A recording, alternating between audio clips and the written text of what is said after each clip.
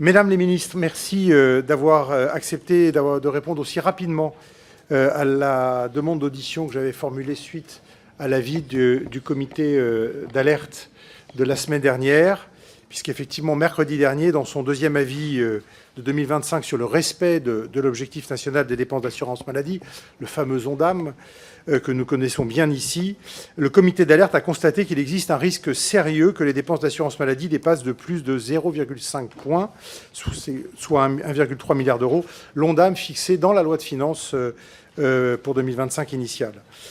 Pour mémoire, l'ONDAM pour 2025 a été fixé à 265,9 milliards d'euros, soit une progression de 3,4% sur un an. Et le dépassement attendu en 2025, donc ce 1,3 milliard de dépassement attendu en 2025, ferait suite à celui déjà constaté en 2024 de 1,5 milliard d'euros. Alors l'objectif de cette audition, mesdames les ministres, c'est vraiment de comprendre quelles vont être les mesures qui vont être mises en œuvre pour répondre à l'alerte sur la dégradation de nos comptes sociaux, et ça dès le PLF 2025. Quelles économies sont envisagées dès cette année qui permettraient de maîtriser la dépense sans dégrader les conditions d'accompagnement et de prise en charge de nos concitoyens. Aujourd'hui, le souhait n'est pas de se contenter d'un simple état des lieux. Le constat, nous le savons tous, est largement connu et partagé. Il nous a d'ailleurs été présenté par le premier président de la Cour des comptes, auditionné le 28 mai dernier par la Commission. Une dérive structurelle principalement portée par les branches maladie et vieillesse dans un contexte de croissance atténuée et de vieillissement. Nous sommes face à une triple alerte, celle de la pression démographique, celle de la dynamique de l'ONDAM, celle du déséquilibre entre les recettes et les dépenses. Je veux rappeler ici que la protection sociale représente 780 milliards de dépenses annuelles en 2024, c'est-à-dire 25% du PIB. Et les régimes relevant de la loi de financement de la sécurité sociale, en portent 670 milliards, soit plus de 20% du PIB. Ces masses financières sont devenues considérables. Le budget de la sécurité sociale pèse désormais autant que l'État et les collectivités locales réunies sur certains postes.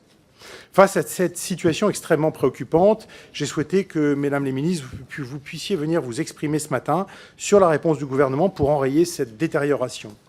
Notre commission a également des propositions à faire pour renforcer l'efficience des dépenses et entend être associée à ces nécessaires évolutions structurelles qu'il est, je crois, dorénavant urgent d'engager.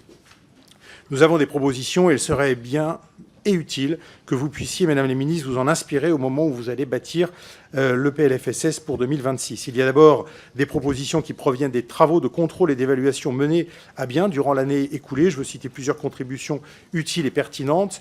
Nicole Dubré-Chirat et Sandrine Rousson ont remis un rapport très complet sur la prise en charge des urgences psychiatriques avec de nombreuses propositions. Dans le cadre du Printemps social, Jean-François Rousset et Yannick Monet ont évalué les dispositifs d'aide directe à l'installation des jeunes médecins.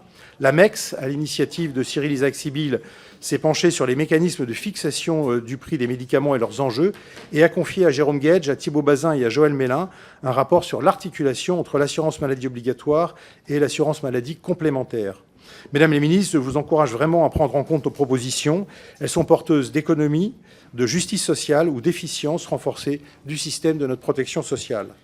Nos propositions proviennent aussi de plusieurs dispositions ou textes législatifs sur ces sujets. Il s'agit maintenant de veiller à leur mise en œuvre rapidement. Or, c'est un sujet qui sera sans doute évoqué par certains de mes collègues. Trop souvent, il se passe des mois, voire parfois des années, avant que des dispositions votées et porteuses d'une meilleure efficacité de la dépense trouvent leur traduction réglementaire.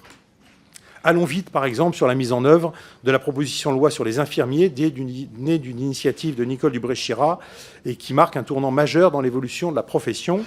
En outre, la LFSS 2025, malgré ses limites techniques et le contexte difficile de son adoption, a repris plusieurs de nos initiatives. Je pense à celle de Stéphanie Rist étendant l'expérimentation relative à l'accès direct aux masseurs kinés, participant à une communauté professionnelle territoriale de santé et faisant entrer dans le droit commun les centres de santé sexuelle d'approche communautaire. Je pense aussi à l'article 57 de la LFSS, dont je ne suis pas étranger, et qui demandait au ministre chargé de la Santé d'établir chaque année une liste de mesures prioritaires destinées à améliorer la pertinence des soins dispensés aux assurés, Ce document, transmis aux commissions compétentes de l'Assemblée nationale et du Sénat, au plus tard le 15 septembre, devrait comporter des objectifs chiffrés assortis d'indicateurs pour mettre fin au remboursement d'actes et de prestations réalisés en dehors des indications scientifiques ou des recommandations de bonne pratique de la Haute Autorité de Santé. J'espère, Mesdames les ministres, que cet article rentrera en ligne de compte dès le PLFSS 2026. Tous ces travaux, et bien sûr je pourrais en citer de nombreux autres, présentent une caractéristique commune tout à fait précieuse, qui est leur caractère très souvent transpartisan.